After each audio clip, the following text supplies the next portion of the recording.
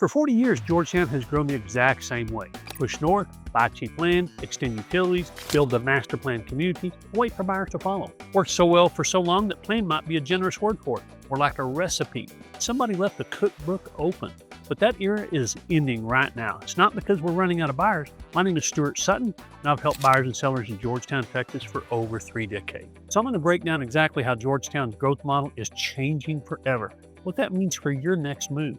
I'm going to cover 3 critical things in this video. While the old playbook that built our biggest communities no longer really works the way it used to, which specific Georgetown neighborhoods are going to benefit from this shift, which ones will quietly stall, and what you need to do right now, whether you're buying or selling in this market. For decades, Georgetown followed a growth pattern so reliable and so repeatable that developers didn't really need a forecast. They need a plat mat, a highway exit, a contractor, maybe a good pair of boots. The formula was simple. Extend utilities out, design a master plan community with resort-style amenities, and then watch the buyers arrive. Georgetown's population went over 101,000 in 2024, nearly a 50% increase over 4 to 5 years.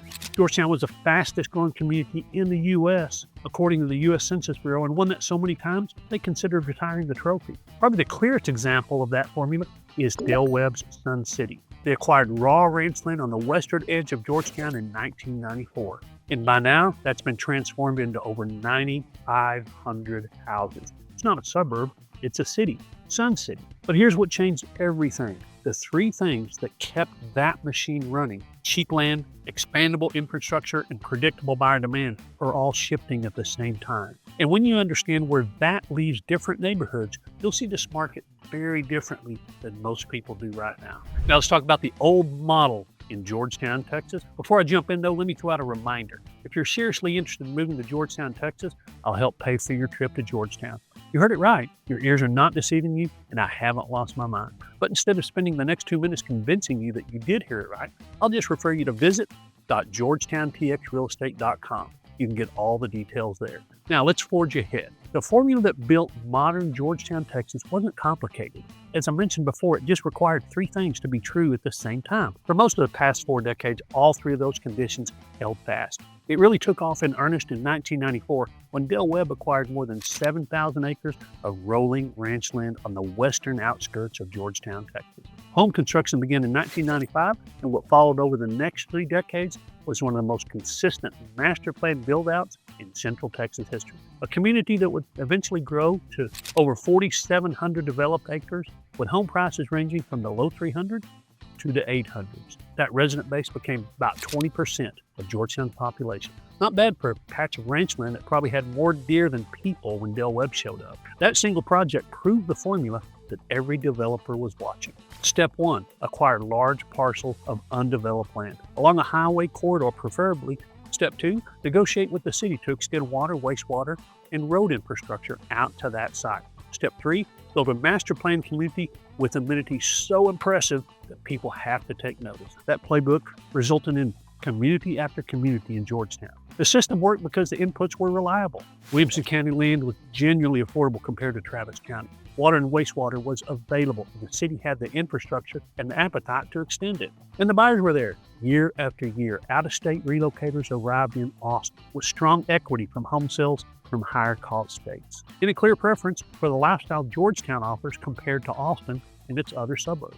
Basically, people just kept discovering Georgetown and thinking, wait, why didn't anyone tell me about this sooner? Here's the part that most people miss.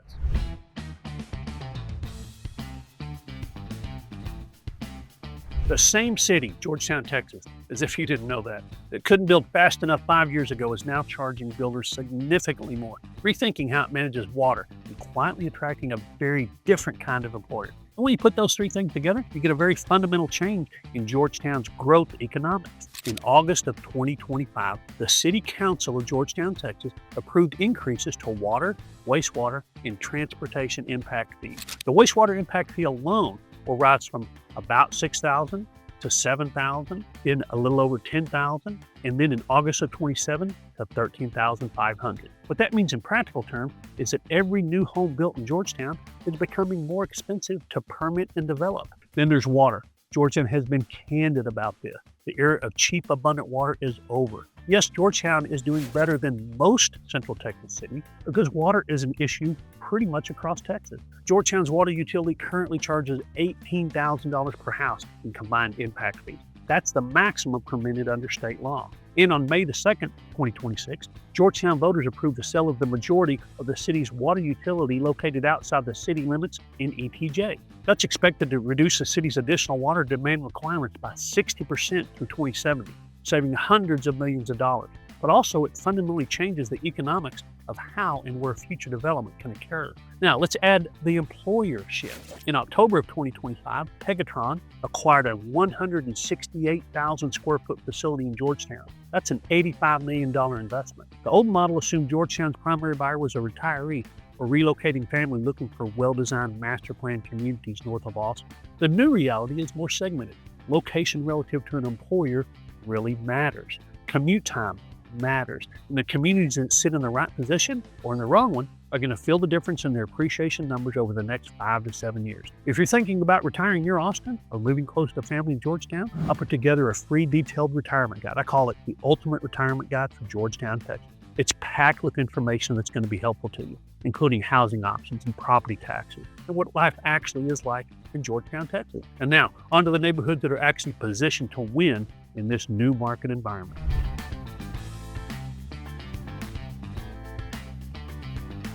While some parts of Georgetown are still working through a correction, a handful of specific communities are quietly absorbing the serious demand that remains in the market. They share a very specific set of characteristics. Not all neighborhoods are created equal. Some are winning and some are waiting. And a few of those neighborhoods are about to get very interesting. Let me walk you through some specifics. Wolf Ranch is probably the most obvious winner in this environment. In early 26, Wolf Ranch builders were offering rate buydowns as low as 2.99% starting rate on select move-in ready homes, with FHA and VA options at 4.99%. If you've been on the fence, the builders are basically waving you in. Parkside on the River is building a compelling story of its own. It's a 1,500-acre master plan community with 6 active builders. And Georgetown Independent School District has plans for an on-site elementary school in that neighborhood. And of course, Sun City continues to perform in the 55-plus segment. Del Webb is still actively building new construction, and the resale market in the $300,000 to $450,000 band remains active. Well, it does have beautiful homes up to $800,000. Sun City's established amenities, pools, fitness centers, 3 golf courses is essentially impossible to replicate cost effectively with any startup community. They've had decades to perfect the art of keeping people happily busy in retirement. And it shows. The infrastructure there supports its long-term resale stability. And then there's the Pegatron Corridor, with a Fortune 500 facility opening on I-35 and Southeast Inner Loop Corridor in the summer of 26. Communities with reasonable commute access to that employment hub are going to see a buyer demographic that Georgetown hasn't traditionally attracted. Georgetown's gone from best kept secret to on the radar of Fortune 500 site selectors. And that changes the buyer pool in ways most people haven't priced yet. It's a new and durable source of demand for buyers in a part of Georgetown that deserves some serious attention. But the real story, it's happening right here.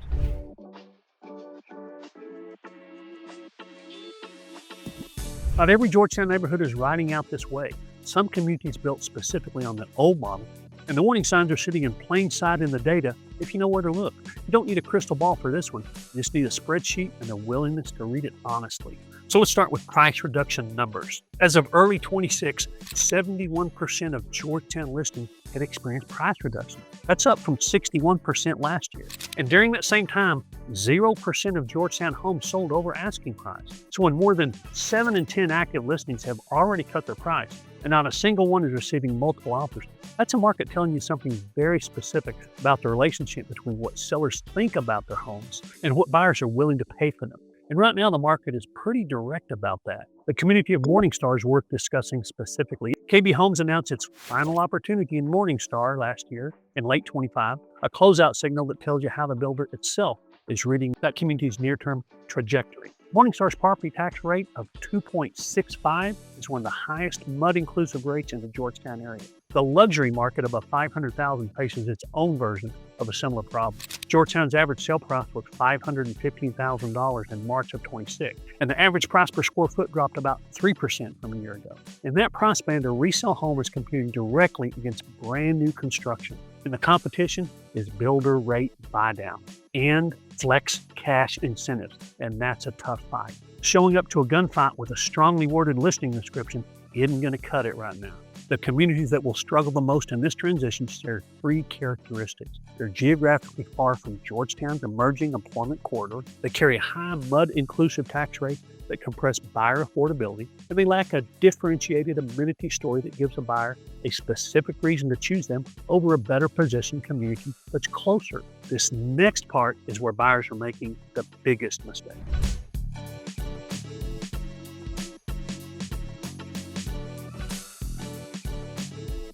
Now, buyers who understand exactly where Georgetown's market is right now and which neighborhoods are actually moving have a window of leverage that hadn't existed in this market since, well, before the pandemic. I've never been an agent to encourage it's a great market to buy, no matter what. But if you've been sitting on the sidelines waiting for your moment, this might be it. Here are some specific numbers to show you what I'm talking about. In March of 26, Georgetown homes averaged 96 days in the market. Homes were receiving an average of one offer. That's right, one offer, and that's okay. In a market like this, there just aren't any bidding wars. And Georgetown has a little over 1,000 active listings and a 6.3 month supply of homes. For reference, 6 months is the traditional benchmark for a balanced market. And Georgetown is at or just above that level, meaning as a buyer, you have negotiating power right now. Now, those are buyer market statistics, but buyers are paying an average of just over 97% for homes, and that's a normal market statistic. So pretty typical negotiation is what we're experiencing. Even though some of the market data shows buyer's market,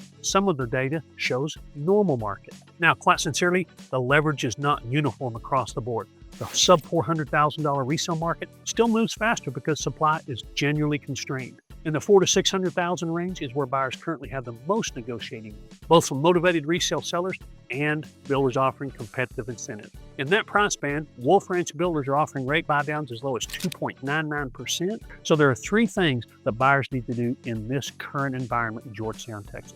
First, know your real costs before you fall in love with the community. On a $400,000 home, property taxes can be $7,600 to $8,800 depending on where you live. So try to fall in love with the house after you see your tax bill and know the real numbers before you make an offer. Second, take builder incentives seriously. A 2.99% first year buy down or a $50,000 incentive on a new construction home isn't a gimmick in this market. It's a real financial advantage, and that affects your monthly payment for years. Get those numbers from a lender you trust and compare them honestly against resale options in the same price range. Third, understand that this window has a shelf life. Windows March 26 closed sales were up 12.3%, and they were up again in April and May. So inventory is being absorbed. Buyers who make a move while supply is still over 6 months look pretty smart about a year or two from now. Buyers who are waiting for rate drops might find themselves in a very different position in a less forgiving market. Now, I appreciate that this video is basically asking you to predict the future. So I'll be absolutely clear. My crystal ball has had some mixed results over the years, but if you're considering relocating in the next few months and you want advice from someone who's been living and working in Georgetown for over 3 decades, drop me a text or give me a call. Again, I'm old-fashioned, so I'll respond to my texts and phone calls personally. Based on your budget, your preferences, we can work out the best neighborhoods for you. Seriously, no pressure. I've been here over 3 decades. I'm not going anywhere.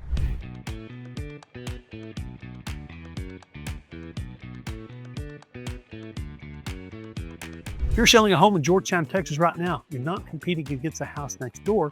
The shiny new build with builder incentive of 2.99% or $50,000 in flex cash is. That's what's happening in 2026. And it changes the conversation about how you price your home, how you prepare your home, and what marketing you need to accomplish a successful sale. Let me share a clear picture. Georgetown averaged 125 days on the market earlier this year. Now that has decreased. As of May, it dropped below 70 days. And what buyers are paying compared to asking is a little over 97%. But here's an interesting stat. From the original listing price to closing, that percentage is about 92%. Here's a translation. Homes are on the market longer, prices are being reduced, buyers are not in a hurry, they have options, kind of the opposite of what sellers want to hear. And those numbers tell you that buyers have time and leverage that they haven't had in the recent past. A seller who lists their price too high, waits 2 or 3 weeks hoping for improvement, cuts the price, is in a worse position than a seller who priced accurately from the beginning. Data shows this to be true over and over and over.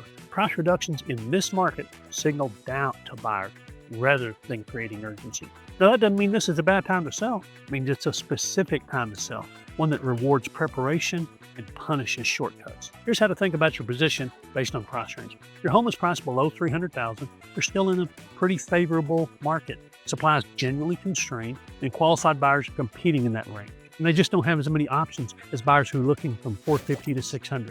So if you're in that price range, you can excel just a little. If your home is above $500,000, this is where you need to start listening. A buyer at that price point is comparing your home directly against the new construction homes that are all over Georgetown. On the preparation side, professional photography, video, and a 3D tour are essential, and a description built around real buyer search terms, not optional extras. These are the entry fees for a competitive listing. Less than professional photos or a short, generic description just doesn't cut it anymore. Motivated, well-prepared sellers are completing sales, but the ones sitting for 9 days plus are the ones competing on hope, not preparation. And hope, it's just not a great marketing strategy. Now, Georgetown's spring and early summer market bring the strongest buyer activity, but also has the most listing competition. So if you're planning your list, the question is not just when, it's whether you're ready to compete on the day you go live. Because in a market with over 1,000 active listings, first impressions, well, they're the only impression that matters. Your mom probably told you the same thing mine did. You don't get a second chance to make a first impression. And in this market, a bad first impression has a price tag attached to it.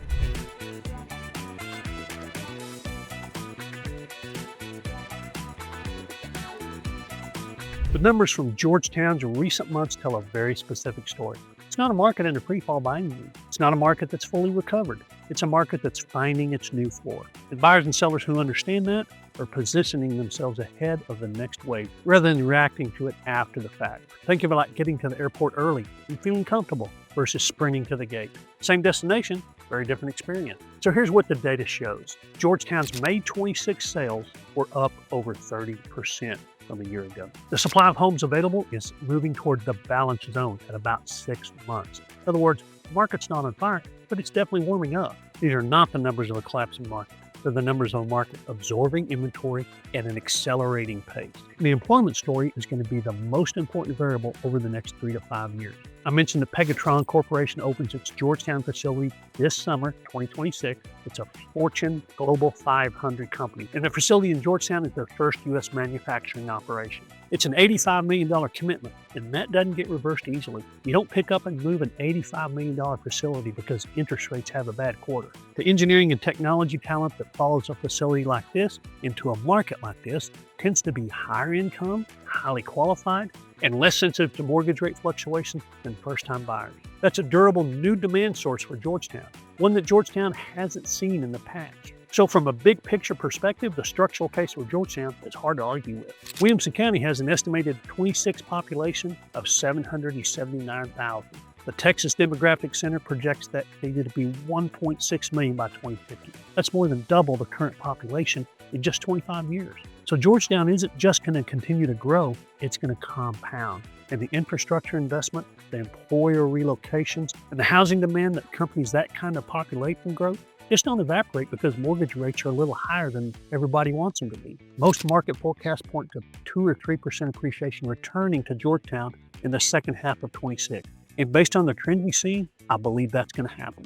Inventory will continue to tighten, and expectations for 27 are even better. And to help with that, the Texas A&M Real Estate Research Center consistently places Williamson County among the state's strongest long-term appreciation markets. And nothing in the current data changes that fundamental outlook. So no, the sky isn't falling, but the map is changing. And knowing which neighborhoods on the right side of that map is worth more than any market forecast. What changes is which neighborhoods capture that appreciation, and which ones get left behind. And that's exactly what this video is about. Yes, Georgetown's growth model is changing. The communities that come out ahead will be the ones with real infrastructure, real amenities, and real employment proximity. The ones that relied on cheap land and predictable expansion alone are going to face a longer road. If you're trying to figure out which side of that line your next move lands on, that's exactly the conversation I have with buyers and sellers every week. Just reach out by texting or calling. I'm a little old-fashioned, so I respond to all texts and calls personally. or use the link in the description. Schedule a call and we'll map out your specific situation together. No pressure, no hassle, no obligation. Or if you'd like to go deeper on any piece of this before the call, watch the next video where I break down Georgetown's neighborhoods lane by lane, so you can see exactly how the numbers stack up in each one. Now, my wife has heard this so many times, she no longer allows me to say it to her, but I'm going to say it to you. Remember, it's your choice, so make it a powerful day.